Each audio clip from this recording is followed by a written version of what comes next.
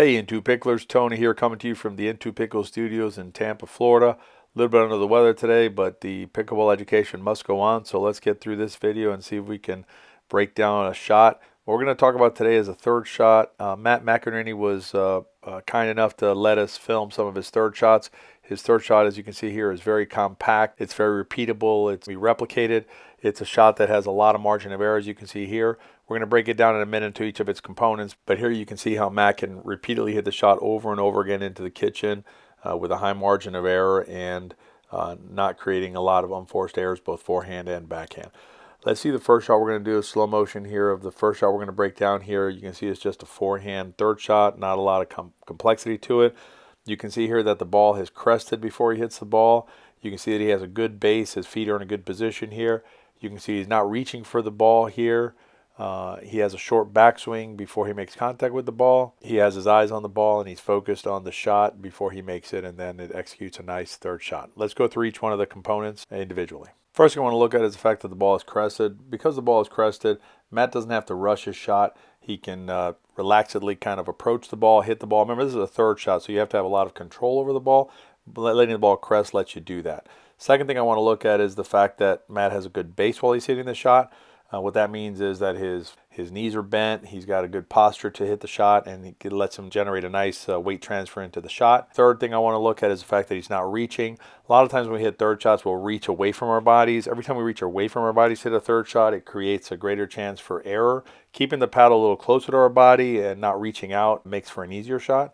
He also has a short backswing here. That reduces the chance for error. We did a video on the backswing and how important it is to have a short backswing. I'll link to that below. You can watch that separately, but having a short backswing here reduces the chances for error from the backswing. And the last thing is he keeps his eyes are on the ball the entire time during the stroke. You obviously can't hit the ball unless you keep your eyes on the ball while the ball comes into the paddle. Let's take a look at the whole stroke again. You can see how he has all of the elements for a good third shot here. Let's look at one stroke where he steps forward. You see he's stepping forward. He still has a nice base. Everything else is still present with the ball being crested and everything else, and it's a nice third shot. Notice where Matt makes contact with the ball. He's stepping forward towards it, but he's made contact with the ball nice and out in front. That's where you want to make contact with the third shot and with every other shot in pickleball. I want to focus on one aspect of the shot from the point of contact forward. You'll notice here that Matt has a nice follow through after the point of contact. He lifts the paddle through the point of contact on a follow through to where he wants the ball to go.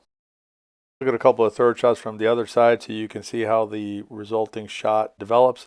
You're going to see here the ball is crested again. Matt is hitting the shot from a good base. He's not reaching out to hit the ball. He has a short backswing on this stroke, has the eyes on the ball. He makes contact with the ball out in front of his body, and then has a nice follow through to finish the shot to send the ball over the net to where he wants it to go. An aspect of the shot I want you to focus on from this vantage point is the arc of the ball. You can see where they pause it here, how high the ball is. It's as high as that light post is. And then it drops over nicely into the kitchen on the other side. Let's take a look at a backhand third shot. You're going to see it's basically the same stroke on the backhand side with a nice margin of error and a nice drop into the kitchen. Let's look at the elements of the shot here. You can see that the ball has not crested in this situation. I'll address that in a minute. Matt has a good base before he hits the shot. He's not reaching. The ball's coming into him for it. He has a short backswing on the shot. He has his eyes on the ball, and for his follow-through, he uses the combination of the arm and his body coming up to finish the shot. Let's go back briefly to the shot and look at why the ball hadn't crested.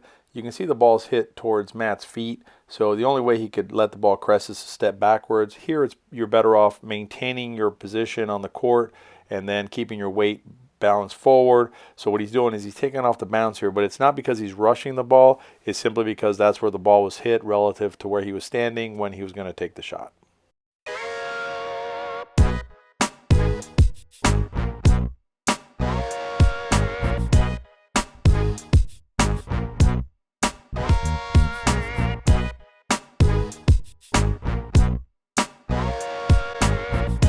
I'm putting like a different court, you know, like a green and red court, you know, a U.S. Open court where you're playing against Kyle Yates, you know. Nice shot. Here. Now this.